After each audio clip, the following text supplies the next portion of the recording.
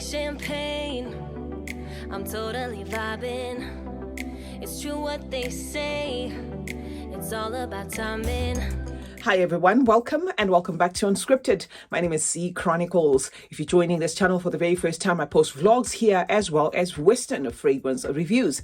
Now, if you like that style of content and you're not yet subscribed, please do consider joining this family by clicking the subscribe button. Now, if you're already subscribed, thank you so much for the continued support. Welcome to Western Wednesdays. Today is going to be a continuation, guys, of the Nishane Discovery set that I did bring a part 1 of a couple of weeks ago. Okay, so I bought this discovery set. It contains 21 little travel size or testers, if you will. Okay, there are 2 ml testers, 21 of them, and the good thing about it is it comes with the notes there to maybe help. Say for instance you want to know exactly what the fragrance contains, and this is how it looks. So I'm going to put the part 1 where I featured 11 of them in the description in case you want to watch the part 1 first and then continue to part 2. So part 2 is going to feature 10 fragrances because we have cleared the 11 fragrances. Now, for those who are interested in knowing the ones that we cleared in part 1, we did do a review of Vain and Naive, and then there was Zini, Colonize, Annie, Nefs, Patchouli Koza, Ambro Calibria, 100 Silent Ways, Hasivad, Nanche, and B6112. That is where we ended, guys, on this particular one, B6112. So I'm going to continue going downwards and then tell you my thoughts. I have given these little testers a test run because I was playing around with them. This is why I couldn't bring the part 2 immediately. I wanted to make sure that I process each and every one of them and to know what to say to you guys. Okay, so this one says Karagoz. Okay, Karagoz, little tester vial of Karagoz by Nishane looks like this. Okay, so we're going to spray it in its little box there, and then I'm going to tell you my thoughts. It's already sprayed in a box, but I'm just going to respray it anyway. Don't know if you can see that. Okay, right now, Karagoz.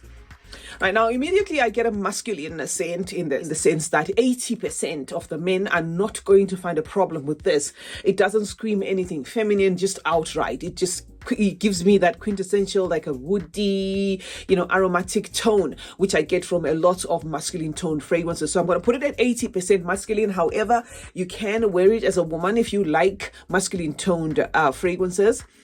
There is a fruity backdrop to this. There is some pineapple and some grapes, if I'm not mistaken. And that pineapple especially gives this like a tropical weight. So it's going to be a fragrance that you can wear in that sort of weather, if you are one that wears the fragrances, weather specific and stuff like that, because it does have a pineapple that comes to the surface, adding a fruity, like a sweet fruity tone to a fragrance that otherwise stays aromatic, woody, with somewhat of faint florals. This is not really a wow, for me. Remember I told you in part 1 that I was going to tell you maybe the top 3 or the ones that, money permitting, I would want to pay or I would want to add to my collection. This is definitely not one that I would want to add to my collection because what I get is just a fruity floral there, nothing outstanding, like traditional DNA, the way you would most likely find some mainstream fragrances smelling like. So for a Nishane,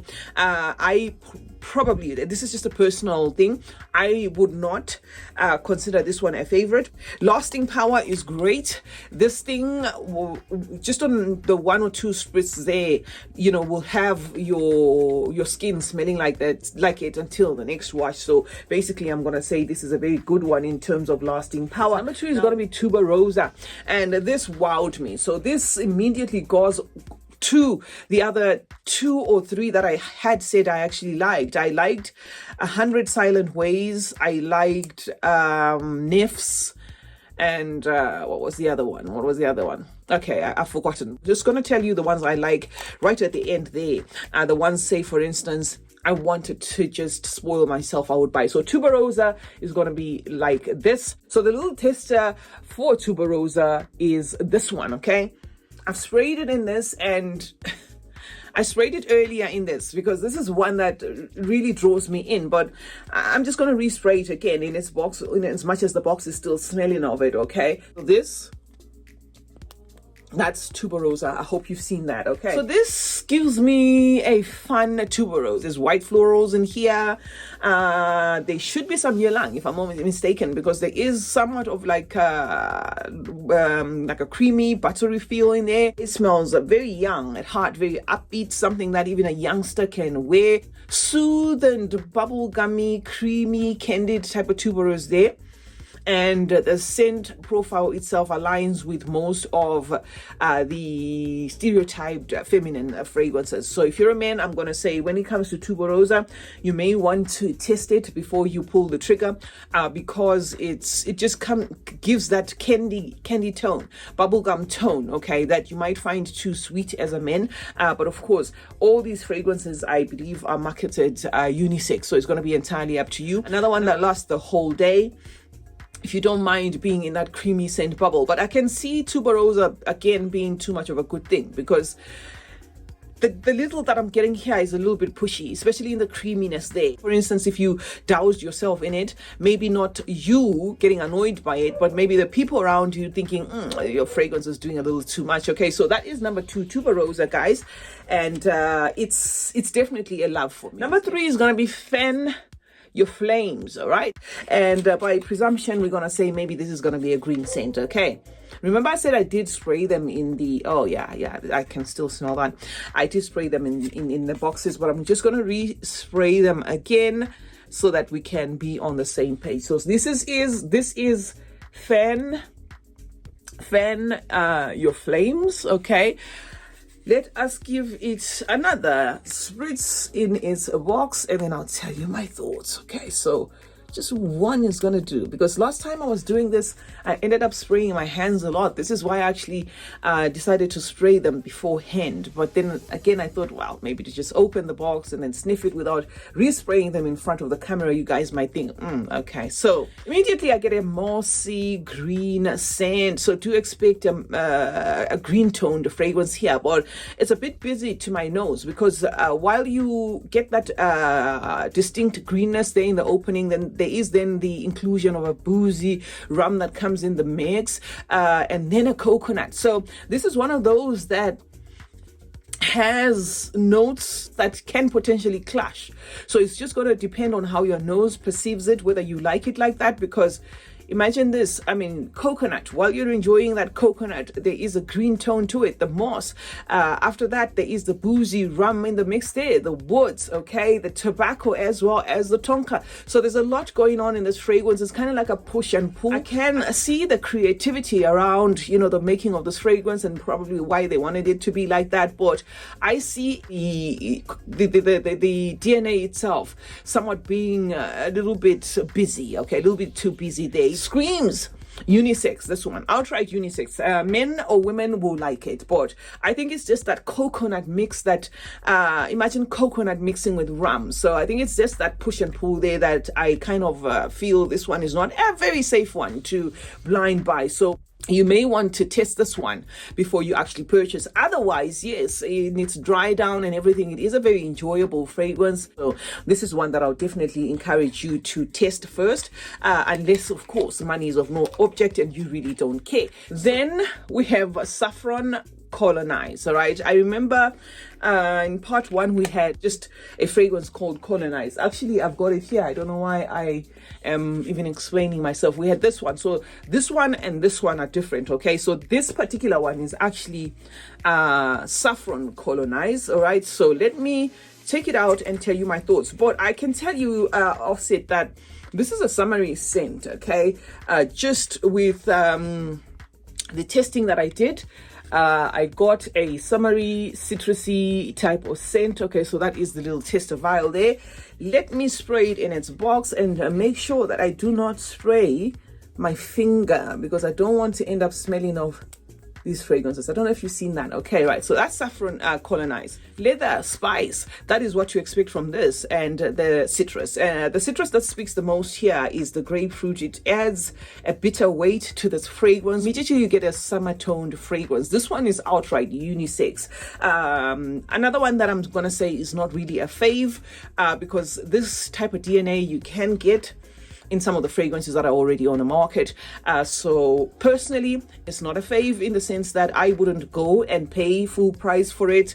But gifted, of course, I would use it. It's not a bad DNA. It's a lovely fragrance. It actually screams summer. It's bright. It shines there in as much as the grapefruit is bitter there. It's not really disturbing a lot of what's going on in this fragrance. You will feel it's got everything in this fragrance is actually giving each other a turn. Like there is the leather there, you're going to feel the leather, and then there is the spice, and then of course that citrusy wrap up of that bitter grapefruit, and that is what it's all about. Decent performer, but this one is not one that lasts till the next wash. It is one that will last during the wear. Say you sprayed it around 8 and you went to work, you're most likely going to be, in the scent bubble, and people will be able to smell you until the end of the day. But as in, say for instance, waking up on your clothes, you've taken out, your clothes are still smelling like this, I don't see that, because it is quite a summery DNA, guys. So Saffron Colonize, guys, is number 4 on this list. And then there is this one, Wolong Cha. That's why I said, when it comes to these names, guys, the second half, it's almost as if it's deliberate, because the first half didn't have such tongue twisters in terms of names. So Wolong Cha, I don't know whether it's Chinese or what, I don't know, okay, or Japanese or something like that. So let me just give you a close-up of Wolong Cha. Okay, that is how it looks like. Just give it a quick one spray in its box just to revamp what's going on there. Okay, so that is Wolong Cha for you. Okay, right. This actually surprised me, guys. This is a fresh, clean scent. It's definitely not what I was expecting from Wolong Cha. I don't know what I was expecting, but it was definitely not a citrusy toned fragrance. This is a gang up of a lot of citruses at the same time. I think there is a use of 4 or 5 citruses in this fragrance that add that citrus kick, that summery kick. It also adds a freshness to this fragrance. So do expect a clean type of scent. So the citrus gang up I'm talking about is all the citruses you can think of, you're going to smell in this. Like there is the bergamot there.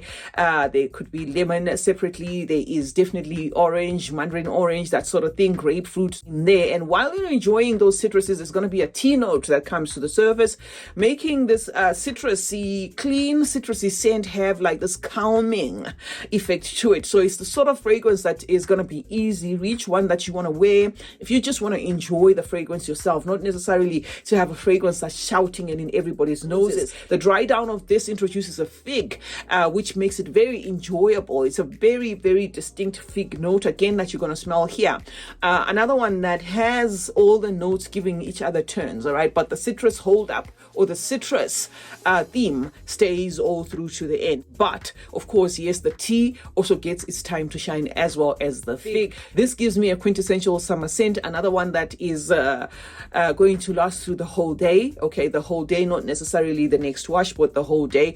Decent performer, this one projects as well, so you're going to get compliments from Wolong Cha, guys. So this is how it looks, and it's the 5th one on the lineup. Okay, number 6 is going to be, I'm not going to even bother pronouncing this. Okay, I'm just going to pronounce the first word according to how I would pronounce it in English, which is EGE or EGE, I don't know, AG or EGE, all right?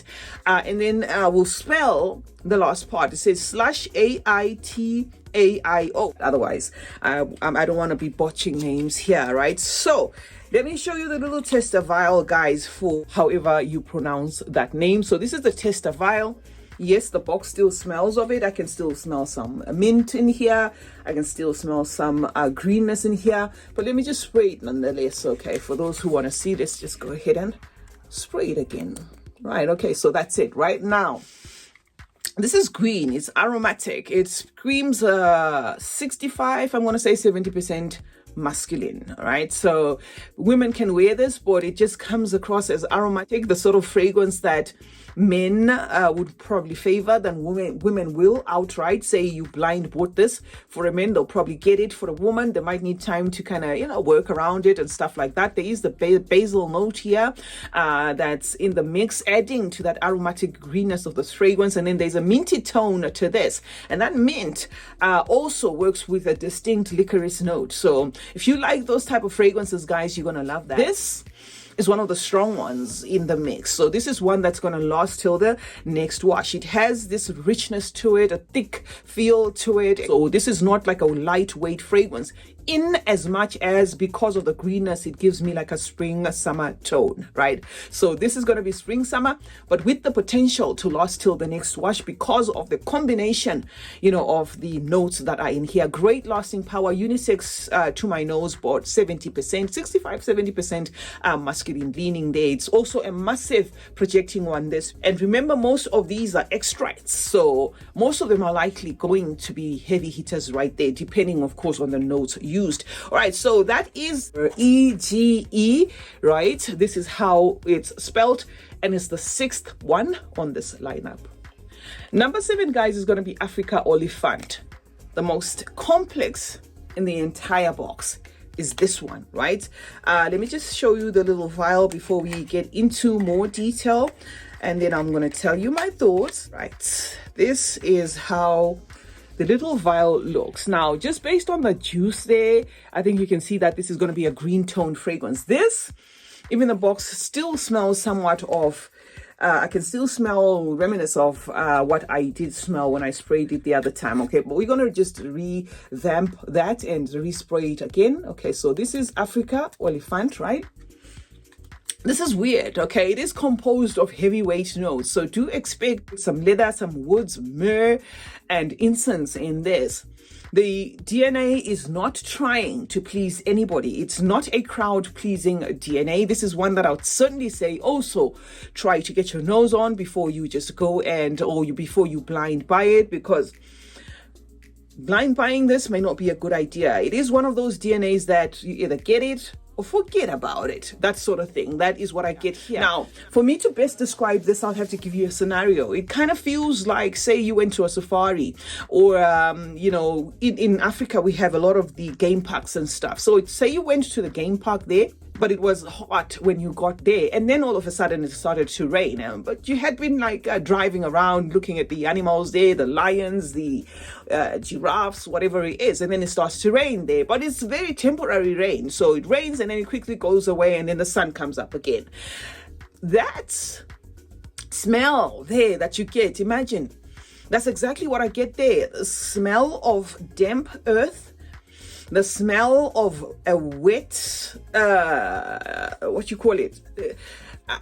I don't want to say like a rained on pet or something. It feels like a rained on a wet, rained on wild animal. Like how I've never been close to a lion that has been rained on, but it's just that's just the sort of thing that comes to mind, where you feel as though you're in a safari and it just rained, and then there's that overwhelming, you know, the rain stops and then there's that overwhelming damp feel that comes to the surface, but there's these you know, animals about that have been rained as well, and that mix of whatever you're smelling in the air is also encompassing, you know, this the smell of their coats, their fur and stuff like that. That is what I get from this. It's a like it or leave it type of situation, and maybe somebody who loves this will probably want to wear it in cooler weather, because it's plain weird. It's plain weird. There is something in it that feels oily, and I think there is like a ambery wrap up to the fragrance as well. My least favorite, I must say, I've got 2 least favorites in this entire range, which I'm going to tell you, as well as 3 or 4 favorites. So yeah, before the end of this video, I'm going to tell you. So this was Afrika Olifant. I think that we're actually going for like a Africa safari theme in this, because if I am correct, they did capture it, you know, properly. It does feel, it just takes you to that game park kind of scenario. Now, number 8, guys, is going to be SHEM. Okay, SHEM. Now, the ones that come in this particular colored box, like this Nishane, as well as the nerfs, this one, the nerfs, okay, or this range, whatever, from the Nishanes, I'm gonna say are instant loves. It looks like there's a lot of work that was put in those fragrances, especially the nerfs. That is just one beautiful fragrance. I remember saying it in the previous video that if I had money, that I would definitely buy. So anyway, it's not about the nerfs now. I want to talk about SHEM. Okay, this is the packaging, and let me just show you the little vial. Let's see if we can, yeah, we can still smell that. We can still smell that, but as I've been doing, I'm just going to respray it again. Just want to show you where it says SHEM, okay? So the bottles look nothing like this. Obviously, I'm going to be putting the bottles on the side of the screen, okay? So let us respray this just one more time there. Okay, all right, that is SHEM for you. Exactly. This is what I was saying about these, type of this particular range. The one that comes in the bottles with like a bedazzled thing, like a crisscross or woven bedazzled thing. This opens up piercing, okay? There's going to be a piercing Cipro oil that is doing the most there, right there, the beginning, the first burst. But I like how, in as much as it does have that greenness and the piercing tone there, even a bit of cardamom right there, the opening, it then starts to tone down the minute the leather comes into the mix, and then you start to feel a distinct feel of a vetiver. So this also has a heavy weight notes. If you can stand that sharp opening, you will love this fragrance. It's a sharp opening there, but in the 15-20 minute mark, that sharpness starts to tone down where an ambery wrap up enters the mix in this fragrance, giving it like a warm, soothed feel. And then there is a rose that starts to come to the surface there, and it is that rose that you're going to carry with that leather and that aromatic tone in this fragrance. Beautiful one here. This I'm going to put at 65% masculine, but 65 is not very far from 50-50. Okay, so if you're a woman and you just want to blind buy SHEM, you can go ahead and blind buy this one. It's not going to throw you off that much because it's not distinctly masculine, but I do get how some women can struggle with this type of DNA, but it's beautiful. I like how the rose enters into the mix there, and when that happens, it then just becomes a well-rounded, beautiful scent. That sharpness quickly tones down and it becomes a very bearable scent. This lasts till the next couple of washes. This particular one, very strong scent. So if you are one for beast mode fragrances, then SHEM is going to be one I'm going to recommend to you. You're not going to regret purchasing this one, guys. So SHEM is here as our number 8. So we're almost done, guys. We're just left with 2, because remember I said this particular part has got 10. The first one had, part 1 had 11, part 2 has 10. The entire set has 21, and I got mine from Skins Cosmetics. I bought it. It was not gifted to me. So I'm just saying this for anybody who may want to purchase this. You can get it in South Africa at Skins Cosmetics, but if you're not in South Africa, pretty sure if you go directly to the Nishane website, you can be able to pick up these. The good thing about it, in as much as it might not be financially sensible to do things this way, is you get to test all of them, and you then make a conscious decision as to which one you want. So I actually like this method of doing things. They're only 2 ml vials, not too much in there, but remember 1 ml is about 8 to 12 sprays depending on the atomizer. So if you look at it that way, you're looking at about 20 sprays for a little vial like this, which is not bad. Okay, so number 9 is UNUTAMUM. I'm not sure, right? So that is it. That's how it looks. Let's take it out of the box. Oh yeah, this is another one that I'm going to say is a least favorite of mine. I know, because of the color of the juice and because I tried it, obviously. Let me just respray it again and tell you my thoughts, but I already know what this smells like. So let's just do it again. Okay, so that's right. That's it. Okay, this is heavy. I think this is the heaviest of them all. If I did say there was a heavier one earlier, this one probably surpasses that. Okay, so do expect a piercing fragrance in this as well. There's going to be a very distinct patchouli, so you've got to love patchouli for you to appreciate this one. It's aromatic. It has oak moss. There is lavender in here. All the notes here sell themselves to anybody who's crazy about green toned fragrances. This is green unapologetically. There is a minty tone to this in the dry down. It is very intense in its presentation. It is heavy, it's heady, lasting till the next couple of washes. This is a commitment. Another one I'm going to say, maybe you need to get your nose on first before you buy, but it's going to be value for money. It's one of those bottles that you just need one bottle, your entire lifetime, unless you, of course, love this DNA so much that you want to douse yourself in it all the time. But it's one that just a little goes a long way because it is very oily in concentration there. This matches the African Olifant in terms of how unsafe it is as a blind buy. It's a fragrance that's not trying to be liked. It's either you like it or you don't. That's that style of fragrance. But last till the next couple of washes, this one, masculine toned to my nose, but women can pull it off. If you like minty toned fragrances, you're going to love this one. But it also has that type of feel where it's doing a little bit too much, at least to my nose. Maybe it's because I don't like green fragrances. I don't know, especially if they're ultra super green, like unapologetically green. And the patchouli in this is one to look out for. If you don't like patchouli, you're not going to like this because it's very distinct there and it's quite busy. UNUTAMUM is number 9. Now the last one, guys, is going to be Sultan Vetiver, right? So Sultan Vetiver looks like this. Yeah, I can still smell it, but we are just going to spray it together so that you can see. Okay, let me just show you a close-up of Sultan Vetiver. Okay, Sultan Vetiver, that's how it looks, right? So let me just respray it and then tell you my thoughts, right?